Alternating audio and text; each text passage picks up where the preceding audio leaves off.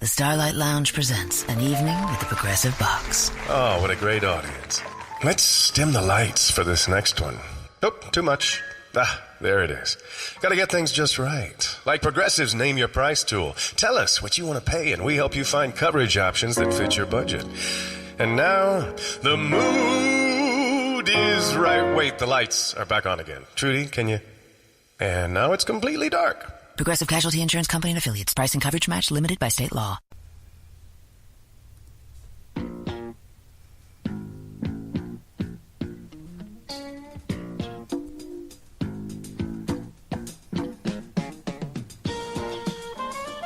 Welcome to On Trial, starring Mark Radulich, also starring Sean Comer. Hope you're ready, Hollywood, because you're on trial.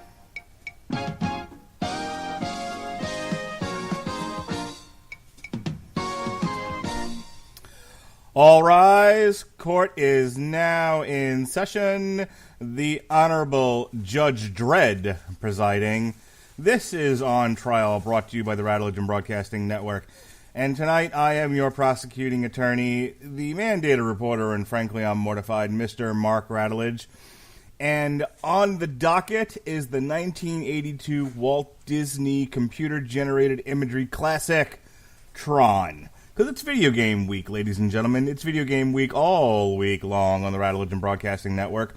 We brought you the Injustice series, the comic book based on the video game, a review of the feature-length motion picture by Steven Spielberg, Ready Player One, with guest host Sean Garmer. We brought you a review of Power Glove's first full-length EP, Metal Combat for the Mortal Man, because they do the video game covers, you see.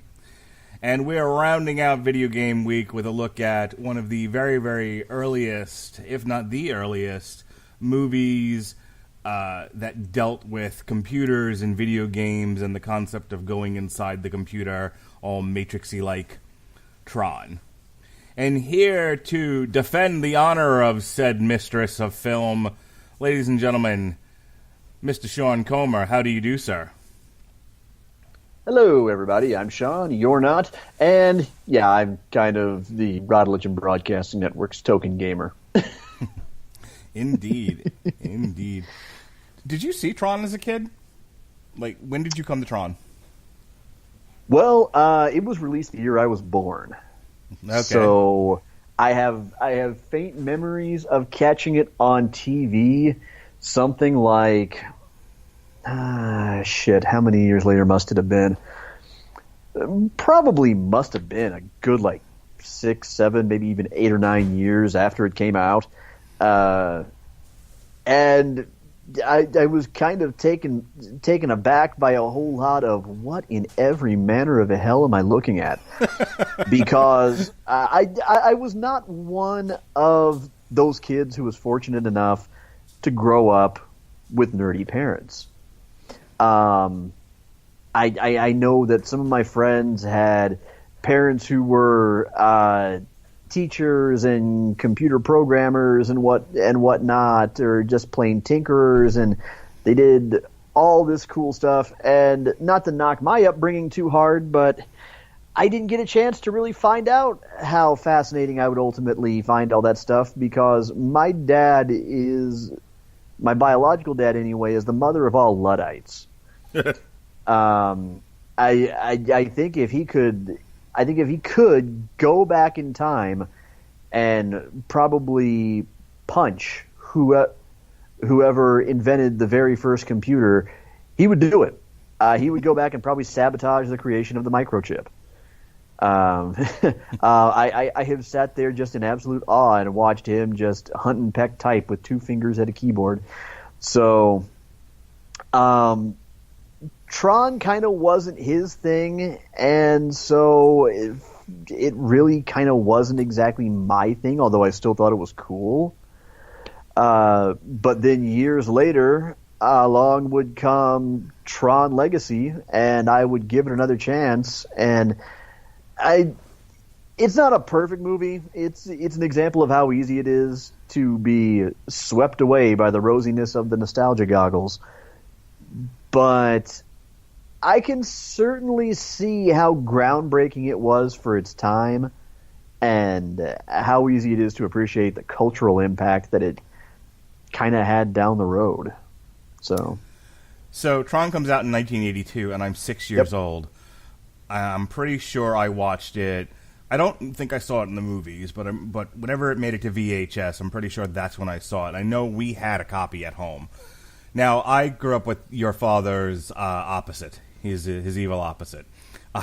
My dad was absolutely a nerd, a self-professed nerd. This is a man who claims to be from Mars. That's how nerdy he is. We had a library of science fiction novels in the house. My father subscribed to Popular Mechanics magazine, among others, and Omni, and some other science periodicals. The man my father originally was a chemistry major before he realized that he wasn't neat enough to really become successful at that, in which case he went in the Army, came out, and got into computers. I had an Atari, a Commodore 64. I had one of those. We had one of those Timex computers. I don't know if you know what this is, but this was a computer that operated on tape decks. Okay, that's Timex made computers. Yes, I always thought they were just a watch company. They briefly dabbled in the home computer, and we had one of them, and you captured the data that you were working with on cassette tapes. No shit. Now I have heard of that. I have heard of that kind of system. I just didn't know that Timex had one. And it's funny you mention all that because when I was a kid, we did finally get a Nintendo Entertainment System after a few years of me asking. And the funny thing that happened was eventually, at first it started off as something my dad kind of got into, and he'd play a few games here and there with me. Stuff like we played Double Dribble, we took turns on Punch Out, we played Tetris together, stuff like that. But then came the times when he wouldn't even be playing with me. I would just come downstairs and he would just be playing it on his own. Fast forward a few years, decades later, and I'm relaying this kind of anecdote to he and to my stepmother back when the three of us were all on speaking terms, and I point out that he was a better Punch-Out player than I was at one point. He could always beat me at Tetris. I never got the hang of that game, and Kitty, my stepmom, goes, "Wait, so your dad was a gamer?" He's like, "I'm not a gamer." He is the type for whom nerd is still a pejorative. Nerd. So nerd. Yeah. I am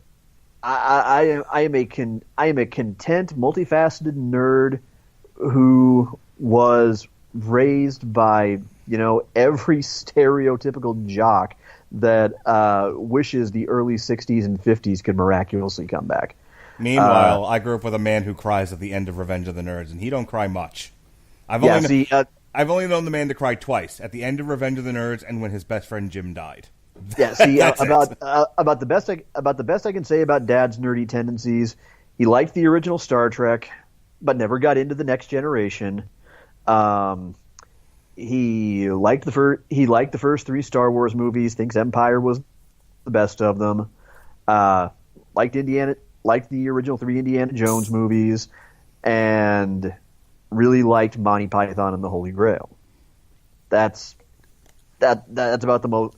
That's about the most I can say about it. Otherwise, I kind of picked up everything else just sort of on my own. In fact, had it not been for my good friend Scarlett, I probably would have never even been all that interested in revisiting Tron, which means I would have also missed out on my favorite original soundtrack album of all time, because goddamn Daft Punk. But yeah, that's kind of the brief history. I remember going to video stores and maybe seeing it occasionally on the shelf, but I mean, never clamoring to rent it. or anything like that. I was all about Tron when I was a kid. I didn't get it all the way. I didn't understand some of what they were talking about, which is kind of actually going to go into some of my prosecution tonight. But as a kid, I was really fascinated by it. It's one of those movies, and I don't want to give away too much of my argument tonight, but it's definitely one of those movies where the star of the show is the special effects, the computer generated imagery.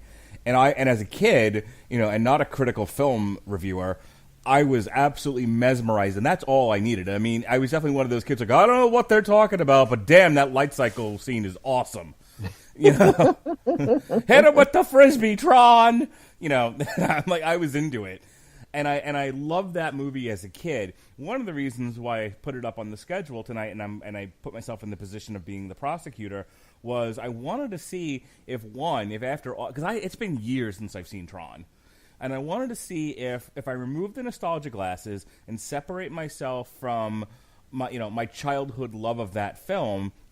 One, does it stand up in 2018? Two, can I be critical of one of my sacred cows, of one of my darlings? And as I say, On Trial and really the Rattledge Broadcasting Network at large, there are sacred cows are slayed. Yep. Jewels are shattered. We don't, if we can find the flaw in it, we will. And then when we can't, we'll just invent it. So, we prop up the crap and we kill sacred cows. That's what we do here, folks. So this will be an interesting discussion tonight, an interesting debate over the merits of Tron all these years later. Mm. What notes do you have for us tonight? Well, actually, it has kind of about the backstory that I sort of expected. It was surprising. Once upon a time in 1976, an animator by the name of Steven Lisberger saw a sample reel from a computer firm called Magi, and in looking at it, he was introduced to Pong. And whereas a lot of other people who would have looked at it would have just seen these carefully placed pixels bouncing another pixel back and forth across a screen, he was fascinated. And he saw a means of bringing computer visuals and video game technology to a cinematic screen. And he actually already had the idea for the Tron character, because he had created it for just a bit of 30-second animation that he had been circulating to promote both his studio and a bunch of rock radio stations. And in the early versions, it was this backlit cell animation of a yellow glowing character. In fact, the very same shade he had originally wanted to use for all the heroic characters in the feature-length movie, but eventually swapped out for blue in the finished version.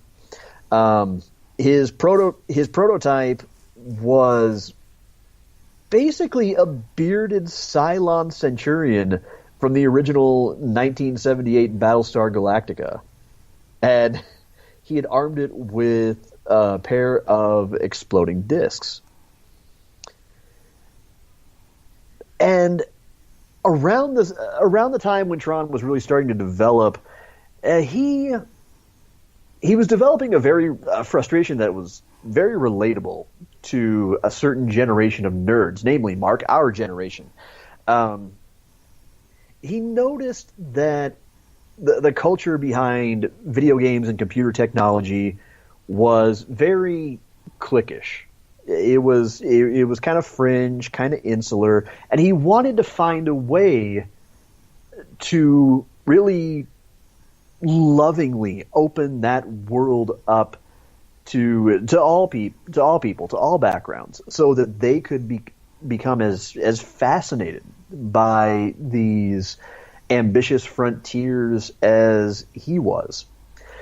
So what happened was he and business partner Donald Kushner borrowed against the the anticipated profits from their 90-minute Animalympics, animated television special, so that they could move to the West Coast in 1977 and develop the storyboards for what would eventually become the 1982 Disney release, Tron, which they had initially intended to make as an animated film that was going to be sort of held up by live action sequences. And everything else would employ these computer generated visuals, backlit animation, and they were going to finance it entirely by bringing multiple computer companies on board to help produce it. And one would think, probably have their products featured on the big screen. They didn't have much luck, but Information International Incorporated was pretty receptive to the whole idea. They met, they talked about the idea of instead combining that backlit animation with live action photography so that they could integrate it with the graphics. And it ultimately cost around $300,000 just to develop Tron.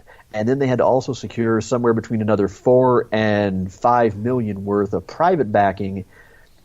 And that was all before they reached kind of a total standstill of the whole thing after being turned down by the likes of MGM, Columbia Pictures, and Warner Brothers. Then in 1980, they brought the idea to Walt Disney, Walt Disney Studios, obviously. I mean, Walt Disney was dead as a fucking doornail by that point, depending on which conspiracy theory you believe. Either that, or the Jews, or either that, or he's his head is cryogenically frozen in an underground bunker, safely guarded from the Jewish conspiracy, so that he can continue to manipulate the world's banking himself. So, even then, Disney execs weren't too keen on the idea of giving somebody who had never produced a film and somebody who had never directed a film somewhere around $10 to $12 million to make a movie whose techniques, whose approach had never been tested, had never been tried before. So what they did agree to do was they said, okay, here's some money.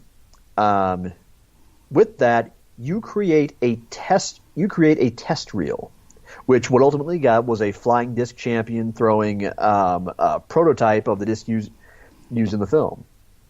And that allowed them to demonstrate their idea of combining animation and live action footage, and also CGI visuals. Won them over. They gave the script a rewrite. They re-storyboarded it based on feedback from the executives, and they ultimately got the gig. Let's go ahead and kind of break down the aftermath of it. Came out in 1982, had a budget of $17 million, and was it a hit at the box office? It depends on your definition of hit. Technically, it was a modest success. It made $33 million overall, but Disney, of course, if they're not making all the money, they're not making enough money, so they wrote it off as a financial disappointment, despite the fact that critics actually were largely pretty warm to it. It was viewed as this stylish, mesmerizing sound and light spectacle that romanticized what was at the time these emerging speculative horizons in data technology. And as I'll demonstrate in my argument, it was a film far ahead of its time. I mean, further ahead than Lisberger and Kushner had to possibly have any idea it was. And even today, it still scores a solid 70% freshness rating on Rotten Tomatoes. Funny thing, it was nominated for 2 Oscars for costume design and sound design. However, if you can believe this, it was disqualified from the Best Special Effects Award. You want to know why? Why, Sean? Your timing is so off. I honestly didn't know you were prompting me. Because the Academy of Motion Picture Arts and Sciences felt that using a computer was cheating. Yeah. And years later, these same people will fuck Andy Serkis out of an Oscar because he's not really acting. Right? Yeah. Well, yeah. Not only that, but how many years running now? Out of all the years they've had that category the past few years, has Best Animated Feature been won by a full CGI movie? More importantly, how many years has it been won by a Disney Pixar movie? But nope. way back in 1992, you used a computer. That's a paddling. Just picturing. I know you're on a roll here, but I'm just picturing some uptight person going, where are the sets? Where are the carpenters? The sawing wood. Where are the costumes? Yeah, just you give me this thing that was drawn up by computer technologists, computer programmers, people with math skills. Do you understand the absence of humanity in what you've done here? Something along those lines. Oh, God. Somebody out there, please clip that. That was one of the most fantastic summations, I think, of probably the opinion toward early computer effects in movies. Because, I mean, and it's not entirely inconceivable as to why they would feel that way. Because, I mean, at the time, about the most advanced computer effects seen in cinemas had been like about 5 seconds of wireframe animation in Star Wars. Something like that. Stuff like that was bleeding edge stuff. Or like I said, early video games. I mean, it was 1982. This wasn't even the era of the NES. This was Atari and ColecoVision stuff, or cabinets, something like that. That was the height of technology. Whereas today, God, I played so many games with visual polish that's on par or even exceeding what you see from a lot of Hollywood features. But yeah, that's kind of the backstory in a nutshell of Tron. At least it's all the important, kind of the setup for all the important stuff that we're going to be talking about. All right, so I'm going to give you my 5 cent synopsis here. We have Jeff Bridges, who plays Kevin Flynn. He's a software engineer, and he wrote a bunch of video games. They were stolen by the man who would go on to run the company Flynn used to work for, Encom, whose name is Ed Dillinger, who is played by David Warner. So Flynn is running an arcade, but in the back of the arcade, he's got a computer, and he's set to be hacking Encom, trying to find evidence that his games were stolen by this charlatan, this fraud, who is Dillinger. He, of course, is blocked. The computer program that is running the whole thing, the master control program, the MCP, is preventing this from happening, and meanwhile is gathering all of these other programs to him, making himself stronger and more powerful as the days go on. And he has developed. This is early Skynet. He is becoming self-aware and more powerful. So, meanwhile, back in ENCOM, we have Alan Bradley, who is working on a security program, and this program is supposed to be the checks and balances apparatus to make sure the MCP doesn't become Skynet. So, of course, Alan is also blocked, and then they give him a bullshit excuse as to why he can't get to his projects.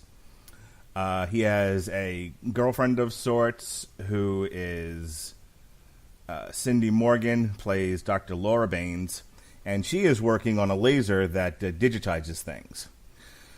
And she learned, and there's a discussion of certain blockages happening there. And so ultimately, the big problem here is the people working at ENCOM can't get to their projects because the master control has locked them out.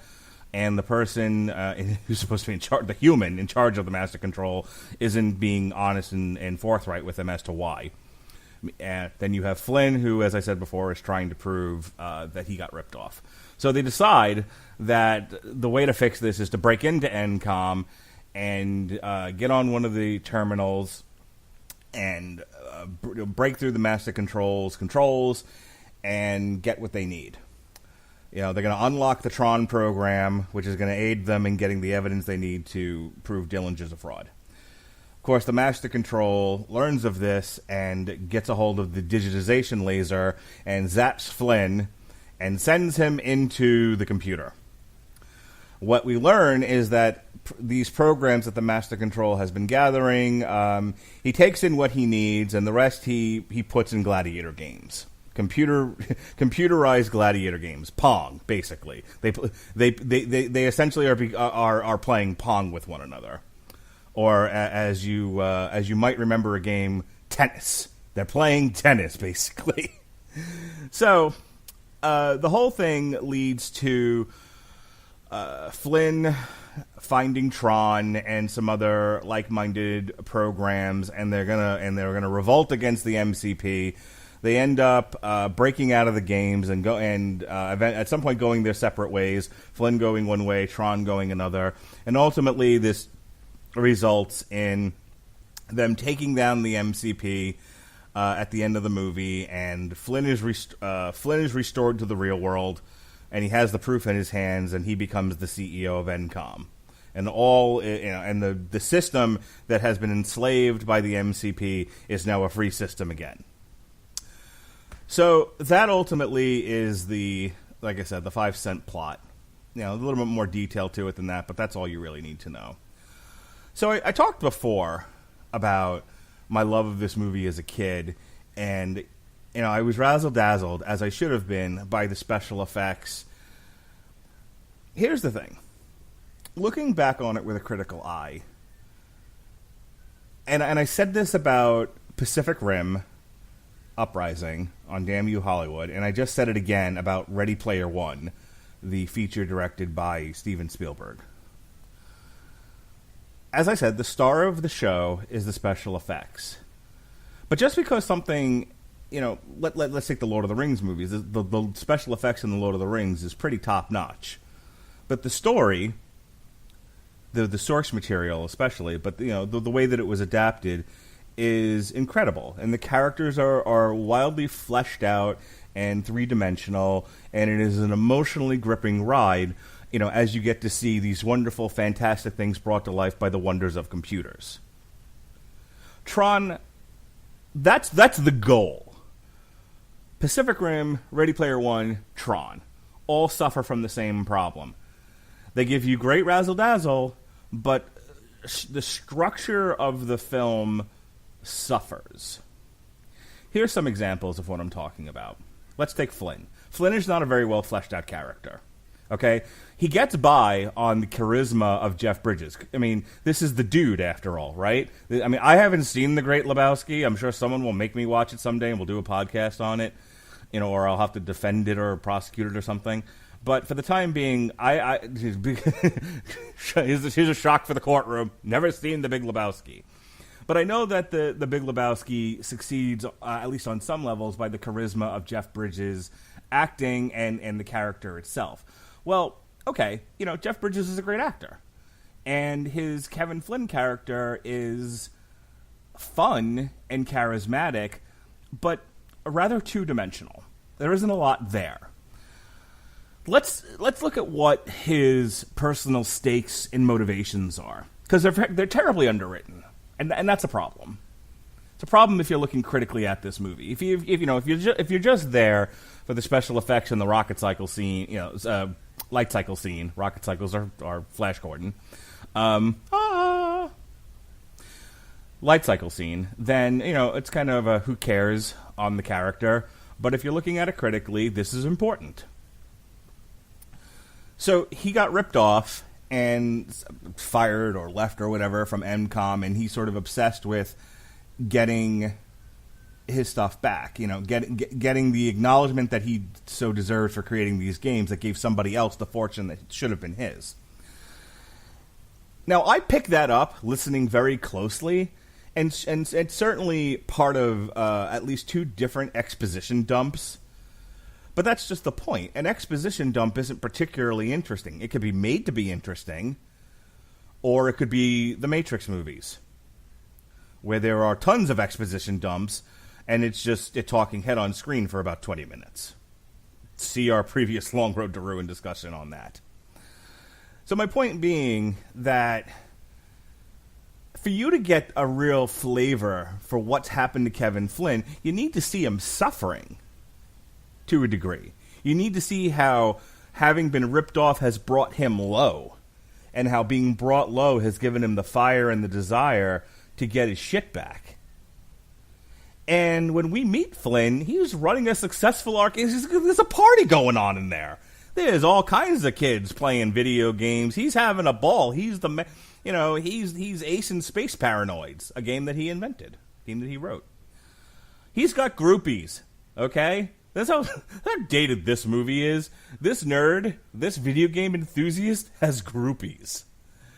I don't get the sense that he's suffering, and there needed to be a better portrayal of his internal strife, if that's all there is that's motivating him to get his stuff back. Not very well fleshed out, very underwritten. And then you have Bruce Boxleitner's Alan Bradley character, or Tron. Okay, so because in the computer world, you wear the face of your user, and so he wrote Tron, and therefore Tron has his face, right? So Tron is our titular hero in this thing. He is the Luke Skywalker to Flynn's Han Solo, and here's the problem. Tron isn't really a character. Tron is a thing. Tron is so essentially his character is hero. That's it. There's nothing more to him than that. He's here to save the day. He's here to stop the MCP from becoming Skynet. That's it. That's the sum total of his characterization. I mean, I think Bruce Boxleitner does an admirable job of doing something with that character, and at least trying to play off of some degree of charisma. But you don't know, other than what I've just told you, which is sort of, just a definition of his characterization. You don't know what Tron is, who he is, what he loves, what's at stake, what's driving him. He just is because the plot says so. Which, again, works if you're trying to sell the big picture of this world, but isn't really interesting in terms of you have to spend 2 hours with this character. And for Alan, I never got a real sense of what. Again, he gets locked out of his Tron project, and Dillinger says, "Look, we're just trying to keep the hackers out." And then we go from that to him complaining to the girl to them, going to Flynn, and suddenly he's joining the revolution. It's a rush job. Yes, I'm sure the defense will be like, hey, that's all you needed. That's all you. But, is it a crime to ask for more? Is it a crime to expect more out of a movie like this? To have a more fleshed out characterization of both Alan Bradley and Tron, because I feel like in both cases they were stock characterizations to move the plot along.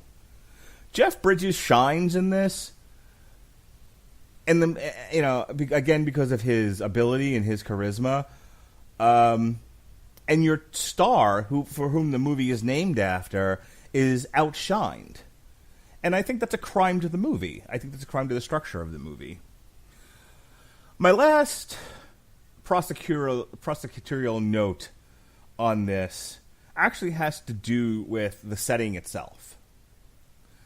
Because as a kid, again, bright lights in big cities and all of that, it looked like a fun, interesting world. Upon watching it again in 2018, you can make an argument that the geek speak doesn't really hold up. We've evolved from a lot of what was being discussed then, but I can forgive the movie for that. It was written in like the late 70s, early 80s, so I'm not going to hold that against the movie, and I don't think anyone should. But what doesn't hold up for me is that computer setting itself. It's black on black on black with streaks of red and blue light. Now, at the very end of the movie, granted, it kind of comes alive a little bit, but let's make a comparison. Now, I was not wazooey about Tron Legacy, but Tron Legacy looks really pretty. And that's a lot of black, too, with streaks of bright lights. But however it was done, they made the Tron Legacy setting really rich and fun and interesting, and even though and the amount of time spent there, I didn't feel like the setting itself got boring.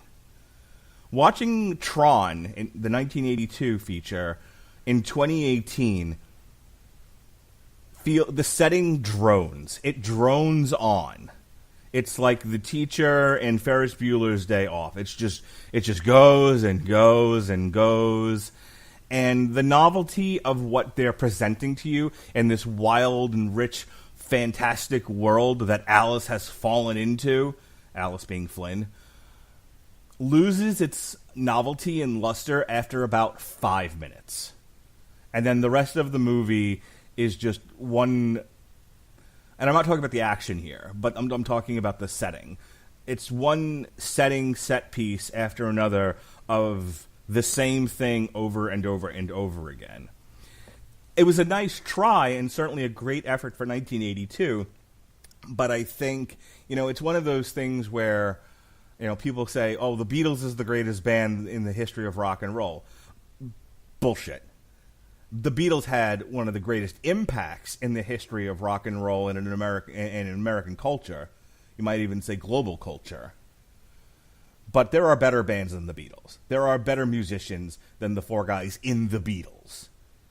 There's a difference between having great cultural impact and significance and being a talented artist. There are more talented artists doing more interesting features with the same motif than Tron. And I'm not going to elevate Tron just because they did it first. Your witness, sir. I'd like to thank the prosecution for bringing up that example of the Beatles again. Because actually, it's a stunningly apt comparison. For a second, you were opening a can of something. For a second there, I thought you were saying, psh. No, I'm sorry. I'm drinking. Yeah, of course. Go fuck yourself, Sean. No, I'm drinking ginger ale. You see, allow me to concede a few points about the Beatles. In terms of technical virtuosity, do they still rank among the very cream of the crop in the history of all popular music? No, I would say that they don't. Did they break a lot of ground that artists that came after them would dig deeper into in order to produce a lot of their own revolutionary works, just based on kind of plunging into that fertile soil and what they found deposited there? Yes, absolutely. Were the Beatles, were they learned scholars of their craft? No. One thing a lot of people don't realize is that initially, none of the Fab Four could read music at all. The only thing is, Paul eventually learned. He pretty much taught himself. And nowadays, we do regard Paul McCartney as an actual, pretty much musical genius. Someone who is an extremely competent composer. So, let's take a look at Tron for a moment. Let's take a look at what we have here in terms of the visuals of this movie. Because, yes, I will admit they don't hold up to what we see today. In fact, allow me to present an alternate opinion of Tron Legacy. As much as it is a lineal sequel to the story of its predecessor, you could also look at that film, which came out in 2012, as being the realization of what Lisberger and Kushner's original vision could have been if it had been made with today's technology. If they had maybe taken the story in a completely different direction.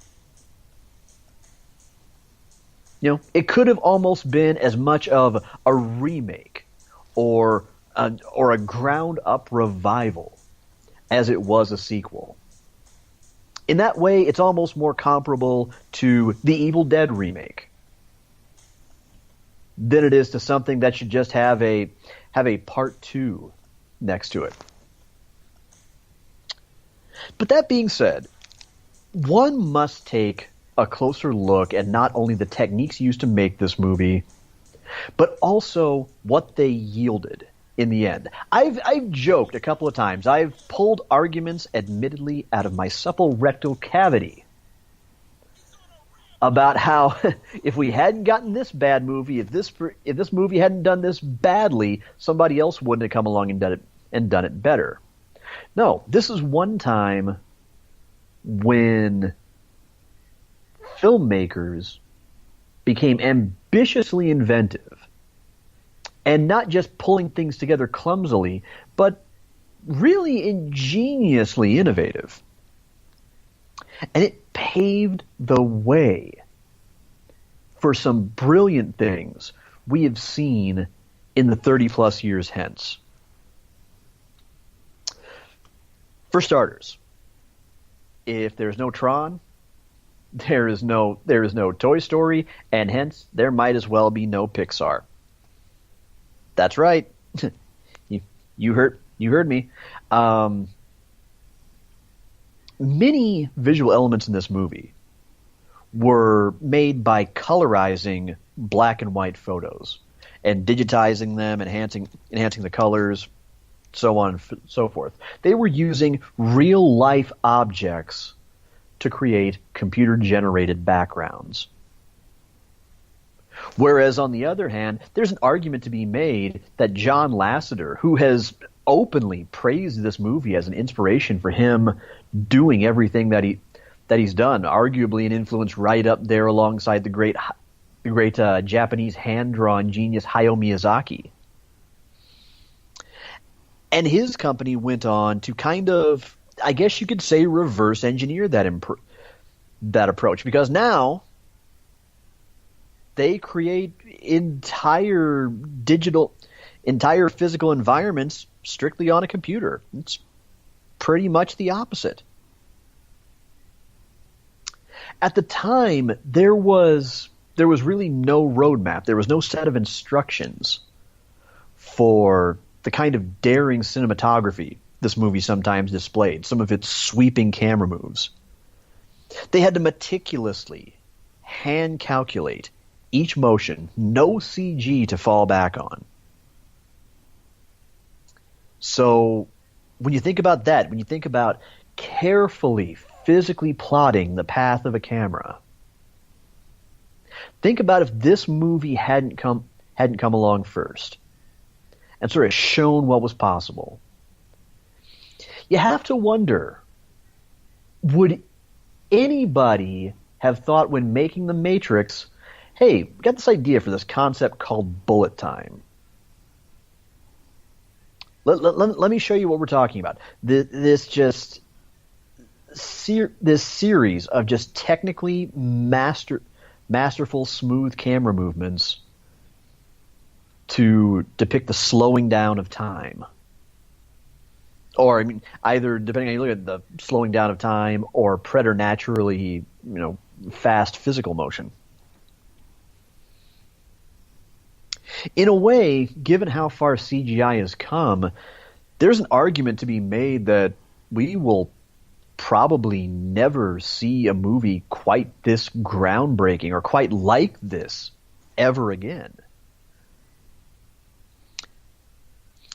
I mean, when you watch it now, and you consider that there was no texture mapping to fall back on for any of the images, any of the backgrounds. You just have to sit back and appreciate at film resolution how monumentally smooth everything looks given what they were working with at the time.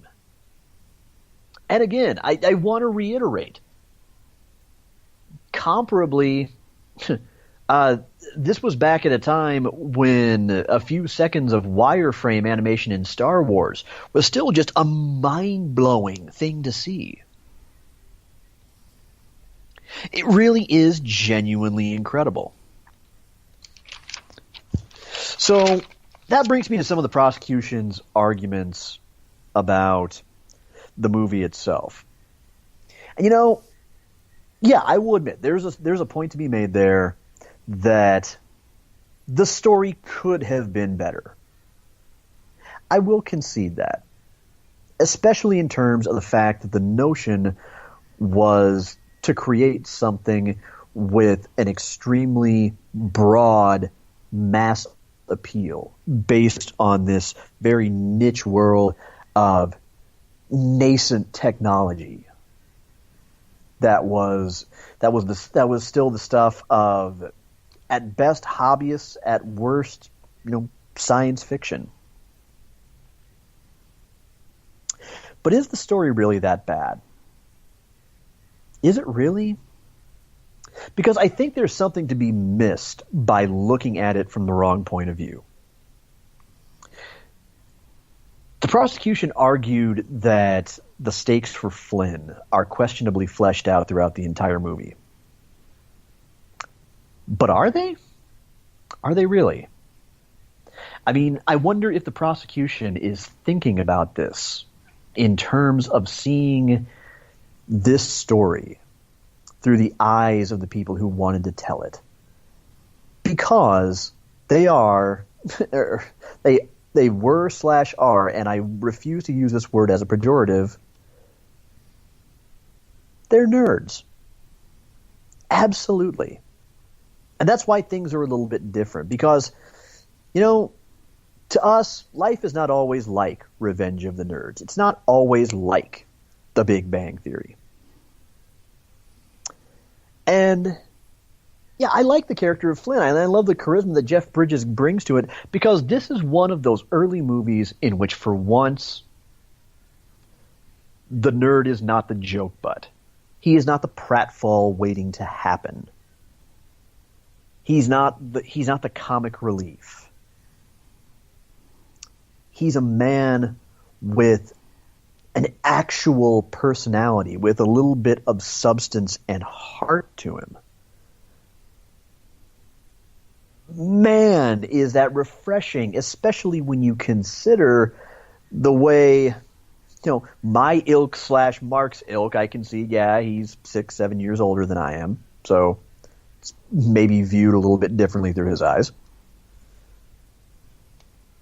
That had to have been something to see. I mean, if I had been someone who was in junior high or high school, or say even just about the age of the kids in Stranger Things, man alive, would that have been refreshing.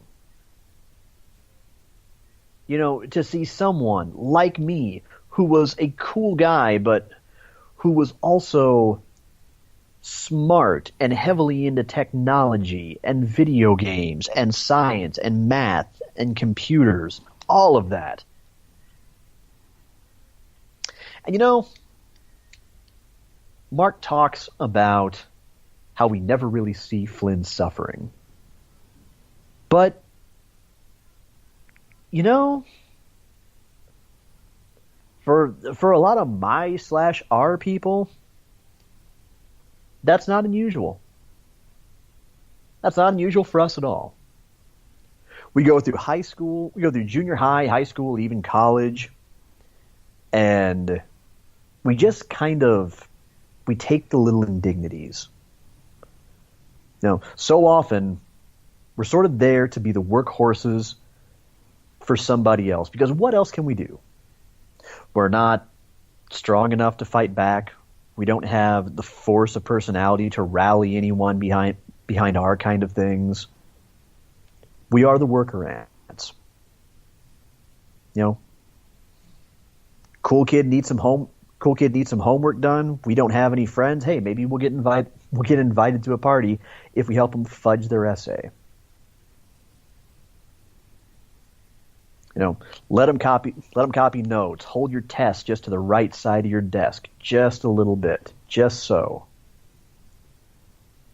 You get to college, what do we hear about all the time?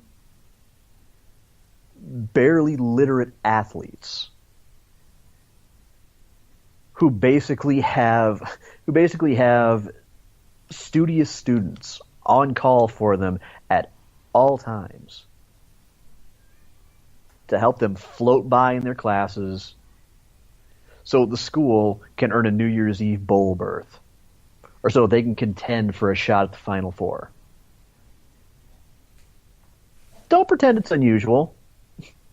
I went to a Division I school. I went to a Division I school where this was a thing. I went when this was a thing.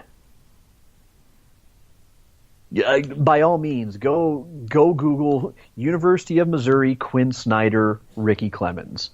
It's a bit of a doozy. And it's not the first time they've been accused of it either. As the same has gone for a lot of schools. You hear this about one major school per year, but I digress. It's something that we're just kind of taught. In this case, Flynn slaves away. He's the brains. Somebody with the business acumen is the one who gets to reap the benefits. And so at this point, yeah, I would find it completely plausible that, yeah, he might have been successful. Yeah, he had his own arcade. Yeah, he was living the good life, popular guy, but it had to always sting at him just a little bit that he put so much hard work into creating something from nothing. Because make no mistake, that is what nerds do at our best. We take the languages of math and science and intangibles and ideas, and we turn them into things that people can see and hear and touch. And okay, I'm a cooking nerd. Taste. Full sensory reality. We make that happen. And the people like the ones who stole Flynn's ideas, they damn sure couldn't do it themselves. That's why they employ the nerds to do it. However, you have to remember, this was all taking place at a time before the nerds had won. Yeah, you heard me. Before we won. Nowadays, I mean, and even back when I was in college or Mark was in college, or not college, but fully adult, I should say. Cell phones, computers, video game systems, cameras, all this neat stuff that the cool kids that wouldn't let us sit at their table in high school, or that beat the shit out of us after classes, or staged all kinds of humiliating pranks, ostracized us. That's the stuff that they were falling all over themselves, putting down the equivalent to practically car payments to buy. You know who made that? You know what? For the most part, no. It wasn't the star quarterbacks and the cheerleaders. Often, no. It was nerds. It was the kids who got pushed around. Some of them not even guys who graduated college in some cases.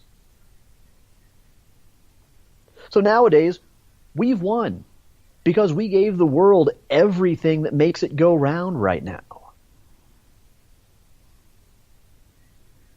The Lenovo laptop that I'm reading my notes off of, the PlayStation 4 and flat screen TV where I'm watching my good friend Saki Sakura's Twitch stream while I read all this. Made by us joke butts, made by us outcasts. But somebody else gets to take the credit for it for the most part. And inside, what can we do? We just kind of let that simmer because we're not part of the cult of personality. At least not most of the time, anyway. At least up to that point, we weren't yet. Nowadays, the scales have shifted, but back then in the early '80s, this was still emerging stuff. This was the era of glitz, glam, big, excess. Not sensibility and innovation and disruption and things like that. This was a different time. So a guy like that who was already kind of working on the fringe, and then he has all this hard work that he put into something he loves stolen. Yeah, on the inside he was kind of stewing, and I'm kind of okay with the fact that it's just kind of left there for a certain audience to reach their own conclusions. Because yeah, the average person who hadn't been through that might not have gotten it. No, I get that. And yeah, that's a failing of the movie. I won't lie and say it isn't. But to the people for whom I believe part of this movie was really written, they sat there and read that and probably saw that scene and went, yup. I know exactly what you mean. I feel you, Flynn. And that brings me to something where I am going to go ahead and pull something out of my ass. I'm going to limber up a little bit, stretch, and pull out the Bengay and the hemorrhoid cream. Because this one is coming, straight out of the chute. There was the reference that the character is not really a character. In fact, I kind of like the idea that he's Luke to Flynn's Han. Interesting observation, but not one that I think I entirely agree with. Because, he's not really a total representation of his creator. But could it be, and just try looking at this through the idea that sometimes art takes on characteristics that's in the audience's eyes that its creator never intended. Could it be that maybe there's a little bit more to that choice? I mean, he's not really a character. He's a means by which Flynn achieves his objectives. But is that because he's maybe a representation of how man is able to give technology life by how he uses it? To give it a purpose? that man takes something that man creates from nothing, from the ether, from a coding language, from characters on a screen in a database, and turns it in to something remarkable. In a way, the character is the essence of Bradley's genius. It may not have the personality of the man, but it's a little bit of him. It's a little bit of Bradley's brain at work. His thoughts, his notions, his intellect, kind of made manifest and kind of weaponized in a way. Because again, that's the essence of nerddom. We take something and we learn about it and we analyze it and we think about it to practically a quantum degree. And we not only give it life, but sometimes we can take something that somebody else made and give it life that they never expected. And that brings me to the ultimate value of this movie, after which I will cede the floor back to the prosecution for a closing statement. And that is to bring this around to the notion that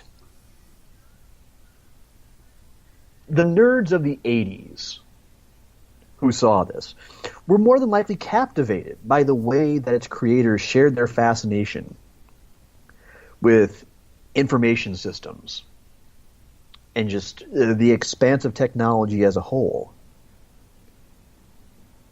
And based on that, there was more than one John Lasseter in that bunch, I'm sure, who became the technological mavens that sparked the world's digital revolutions. That stuck with them. You know, it gave them a hero. It gave them their kind of, maybe this is a bit grandiose, but maybe a lesser version of their Hercules, their story to remember. I mean, that's why this movie has endured for so long, isn't it? I mean, think about the fact that, and keep in mind, this was years before Tron Legacy was ever going to be a reality. There's a world in Kingdom Hearts 2 based on Tron. And actually, it's a pretty damn loving, faithful recreation of the spirit of the movie, if I must say. It's a damn fine level. You have a world within a video game that recreates a fictional video game. It's delightfully meta. I mean, I kind of like to believe that, you know, Daft Punk were probably so keen to make the soundtrack to Tron Legacy, in part because they probably remembered seeing this and seeing the different world that it tried to create. Is it a perfect story? No. Is it sometimes confusing? Yeah. Could it be fleshed out a little bit better in places? Yeah, certainly. But then again, personally, and you're free to agree with me or not, I feel like it would have then made a lot of things on the nose. And it wouldn't have spoken on quite such an intricate, personal level to a whole culture that was really only beginning to find its legs, and that would one day shape the entire world around them. So in a sense, we can look at Flynn at the end of this movie as he becomes the CEO of Encom, and we can truly see that as foreshadowing that yes, one day, if we hold the line long enough, the nerds will win. Your closing statement. You talked about how what we get from Jeff Bridges' Flynn is enough because some of the audience, a fraction of the audience, can empathize and see themselves as Flynn. Okay, who are we making this movie for? is this a student film? Is this an indie project to be played at Sundance or, some other film festival? Is it there to elicit the praise of those whose noses are the highest in the air, looking for only the finest of films, pruned from the vast garden of features produced year after year? Or was this a Walt Disney movie meant to make money? Was this movie supposed to attract a wide audience? Was it supposed to do what Walt Disney does best, which is the creation, manufacturing, and marketing of wonder and amazement for your children to then become obsessed with and bring their own children into, creating generations and generations of loyal fans of the mouse? Or was it a love letter to 5% of the people in 1980 dealing in computer programming? I mean, we could debate that, I guess. But I'm pretty sure when Walt Disney decided to get behind this feature, they were thinking the former of what I said, not the latter. They said, hey, if you want to make a love letter to computer programmers, that's fine, but you better make it appealing to a mass audience. And let me go back to your notes. This was a middling success, and success is in quotes. It barely makes over its budget, if I remember correctly. I have to go back and look at it again. Barely doubles its budget. Middling success, at best, success in quotes.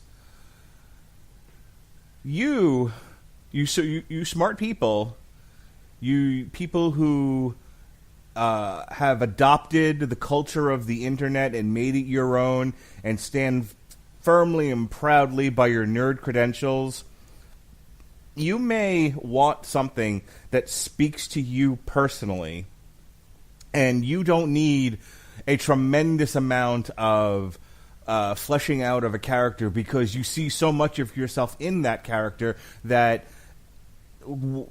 subtlety speaks volumes.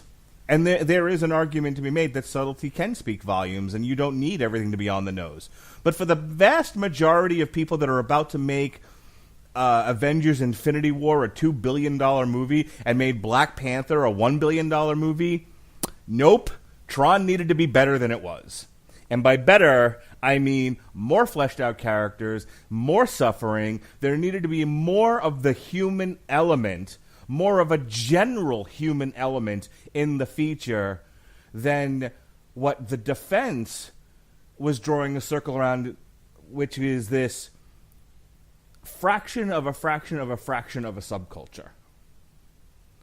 We'd like to think that the computer, internet, programming, Tronish culture now is more mainstream and widespread. But I'll tell you, 10 years ago, I had a friend of mine who went into therapy whose therapist didn't know what the internet was. That was 10 years ago. There are people who, when I tell them I do a podcast, respond, "Oh, wow, are you famous?" They know me already. They know I'm not famous. They act as if when I say I'm doing a podcast, that I'm doing magic. There's some sort of alchemy going on in my home that creates this otherworldly thing called the podcast. I love the defense, and I love the idea that the nerds have come so far. Yes, and in many ways, people who specialize in science and math and technology have given us greatness and been given greatness. But it's a fraction of a fraction of a fraction of a subculture still. And the vast majority of people don't get it, don't understand it, and need more Marvel and less Tron. The prosecution rests. Yeah, you think explaining a podcast is tough? Try explaining a Twitch stream.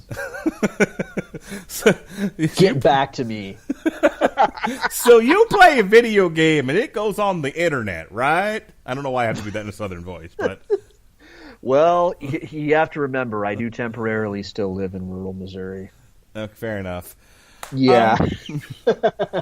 So this was interesting. You know, it was definitely an exercise in.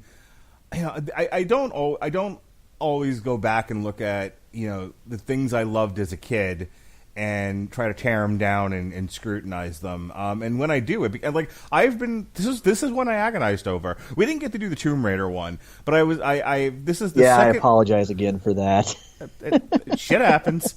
But what I was going to say is this is, I think, like the second movie in a row that I've had to watch critically, and I've really struggled right up until Showtime with what I was going to say about it. You know, I watched Tron last weekend, and I'm like, I still love this movie. And at 40 and almost 42 years old, I really get what's happening now. I understand, because as a kid, I didn't understand a lot of what they were talking about. I just knew the evil computer that was spinning in a circle was, you know, was making these programs fight one another. Like one of them's an actuarial program and another one's an accounting program, and they might as well have said one's a McGiggig program and one's a Schmegegi program. That's what that meant to me, you know, when I was 6. But you know, like I watching it now, I'm like, wow, this is so much more of a richer experience for me than from when I was a kid. I really get what's happening here, but I had to turn off that. That part of me that's rediscovering a thing that I loved, so that the critical part of me could say, okay, but what's wrong with it? Because it's not perfect. You know, it isn't often that we're forced to say about Disney they had no idea what they had. If anything, when something fails with Disney, it's usually for the opposite reason. It's usually because they have what they think is a brilliant idea, and somehow it just doesn't come across the way they hope. They're not known for letting influential, really potential-laden properties slip through their fingers and just kind of fall by the wayside. But goddamn, for nearly 30 years, that was what happened with this one. I mean, even despite the fact that it became a cult favorite. I gotta give Tron Legacy another shot. I remember like being super excited for it when it came out in theaters because I was a huge Tron fan, and I saw it, and I remember by the end of it, I had one of those Blade Runner 2 reactions where I'm like, what the hell did I just watch? It's part of the reason why I didn't want to do it on this show was because I remember hating it at the time, and I was like, I'd rather go back and attack something I love than pee on something I hated. You know, maybe in the future I'll take the other tact with it and try to defend the goddamn thing. But you know, for now, I just wanted to watch one of my favorite movies again and talk about it. So that's what we did tonight. Well, and that's one of the tricky things about having a cult favorite movie is you're always walking that fine line between I want people to love this as much as I do, and at the same time going, man, everything about this that alienates other people, so much of it is exactly what I love about it, and so I kind of don't want anybody else to pick up on it. Right. You mentioned before, and I agree, it's a valid notion of, well, it's not broadly appealing. Well, the same thing was my conclusion about the Warcraft movie. As something that's going to have a really sweeping appeal across all audiences, no, it failed fairly miserably. On the other hand, as something that was pretty much down the line about as true as you could hope to the lore of the property, and the history of the games and everything. Yeah, you know what? It was one of the most expensive, higher quality, enjoyable fan films ever made.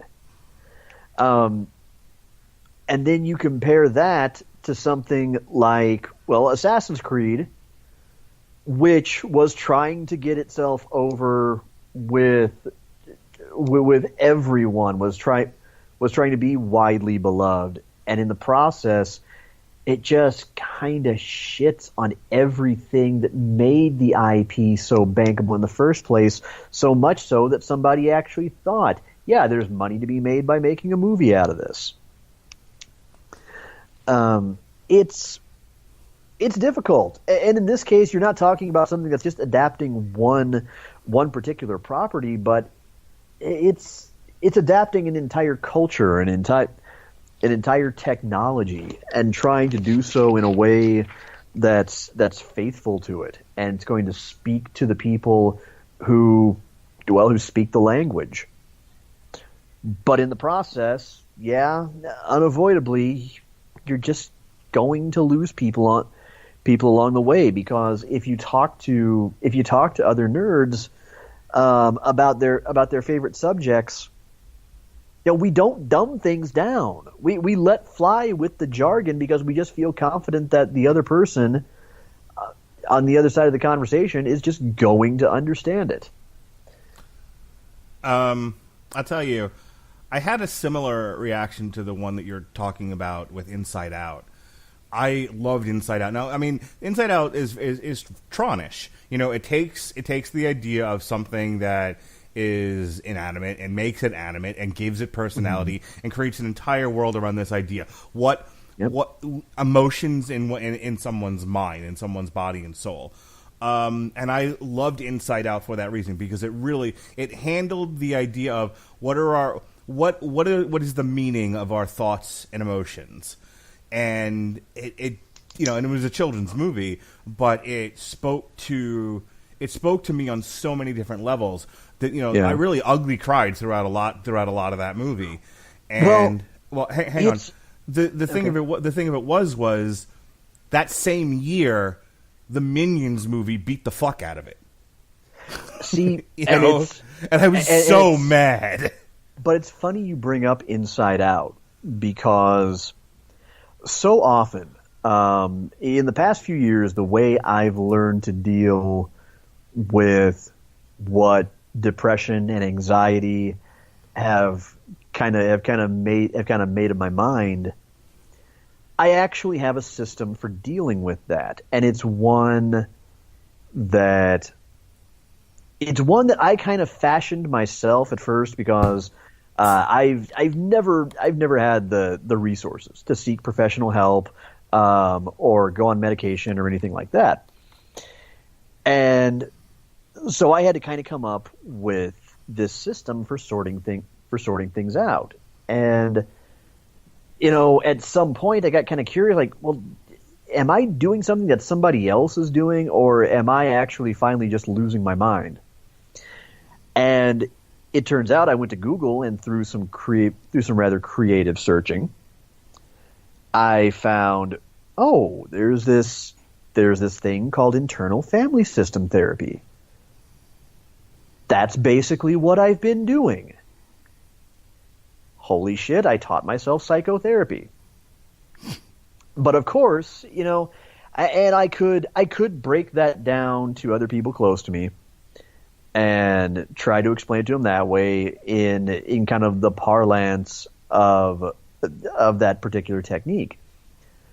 But on the other hand, I find that usually what's easier is I say, okay, did you see Disney's Inside Out? Oh, yeah, I saw that. I said, okay, that is basically the way I kind of manage things in my head. That is the way I sort out the internal monologues.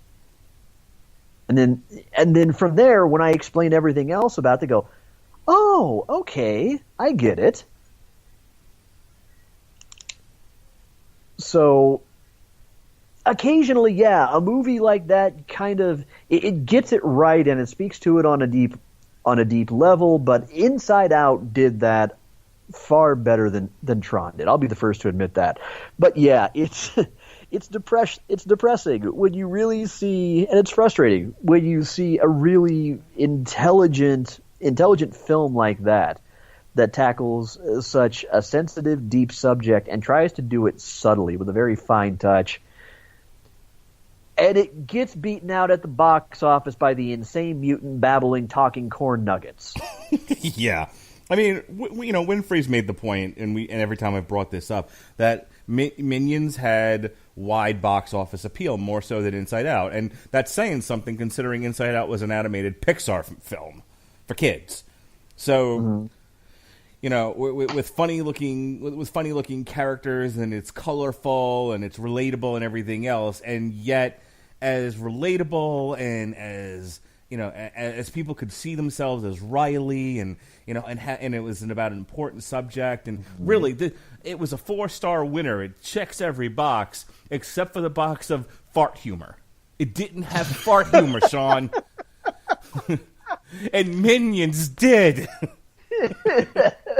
It all came down to flatulence. It really did. I can't think of a better way to end this discussion. It all comes down to flatulence. More farts in Tron, more money to be made. In closing, Your Honor, poot. Yeah,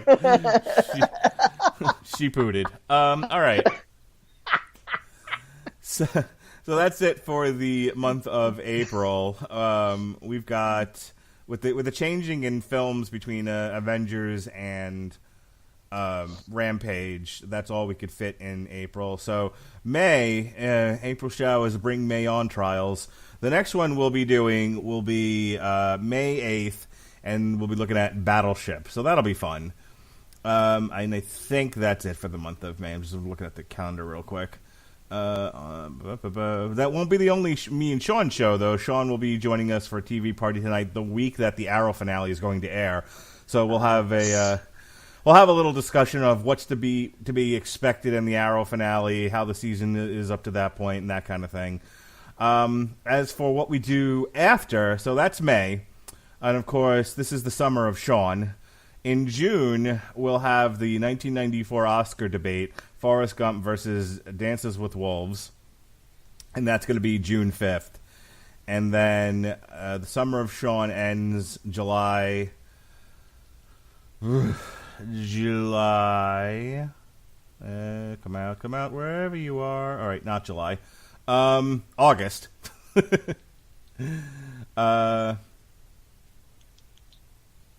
Yeah, there we go. August 13th. Let me try that one more time. Forrest Gump versus, what was the other one?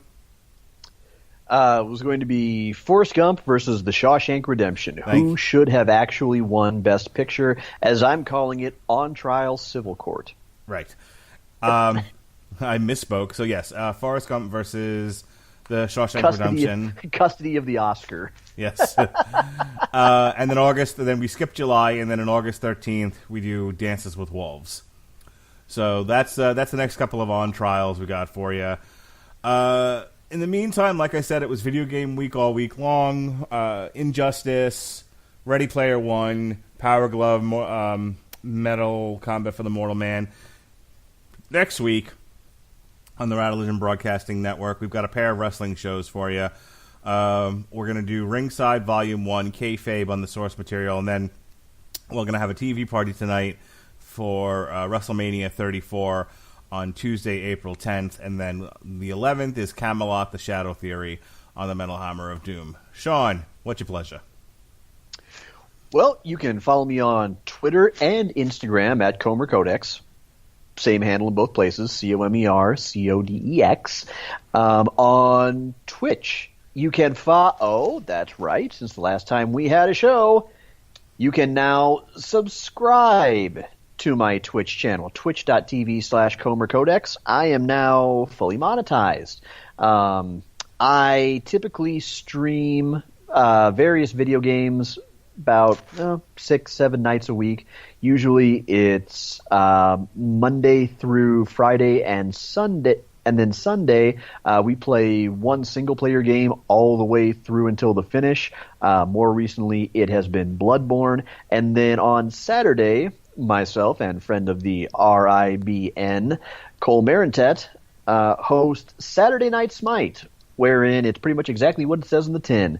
For about 2 or 3 hours, we get together with a bunch of friends and play our very favorite Deity Smackdown MOBA. Of course, I'm kind of off for a few days right now because my sleep problems have been rearing their head once again, and I'm a wreck because of it. So there was no stream tonight. There will be no stream tomorrow night, but I will be back Saturday night for Saturday Night Smite with the guys as usual.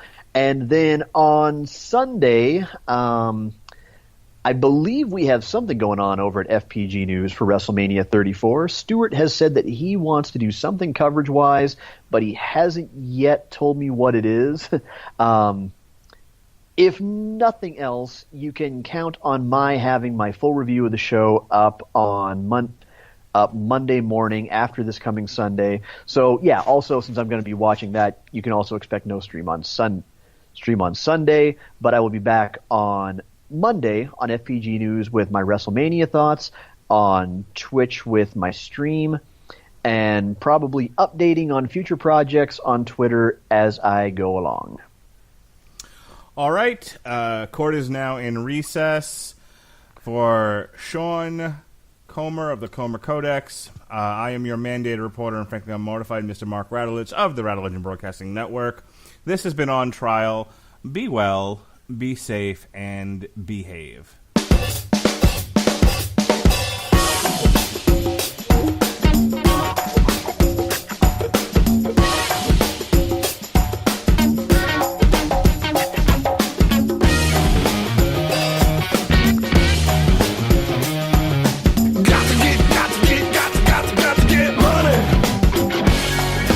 Starlight Lounge presents An Evening with the Progressive Box. Oh, what a great audience. Let's dim the lights for this next one. Nope, too much. There it is. Gotta get things just right. Like Progressive's Name Your Price tool. Tell us what you want to pay, and we help you find coverage options that fit your budget. And now, the mood is right. Wait, the lights are back on again. Trudy, can you? And now it's completely dark. Progressive Casualty Insurance Company and Affiliates. Price and coverage match limited by state law.